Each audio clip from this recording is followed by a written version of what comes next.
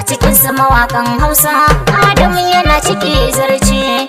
Doka kira sauti mu kuma waƙarwa bai tangwarzo. Saƙon Excellency Ahmad Ruwabiyo. Rumin tsakar gida shalgudan mahassada, inuwa da shaidar rabba tilas na jaddada.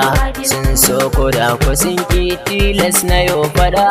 Allah ya ba mu dama ba wai waninsa ba. Inuwa da shi na Allah ba da shan mutane ba. Ka zamo jini na kowa tunda ba ka yin gaba. Mu da kai kwarai amana ce za mu je gaba.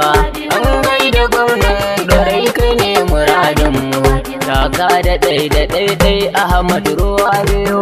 Kai ne kake da ɗorai ai babu na biyu. Ra'ayi na zaɓi wancan ba na gida biyu. Domin yana da kirki in dai da shi da mu. Kowa yana da burin ka fito a gaggaisa.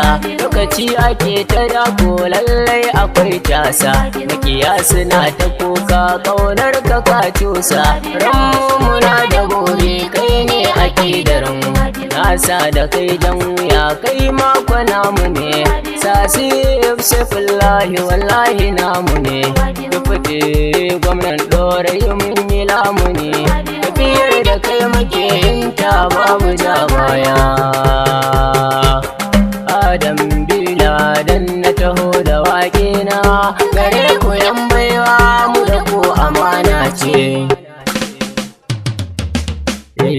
Ga kiɗan sarkin ɗorayi Haji Ahmad Jackson mu da kai muke yi.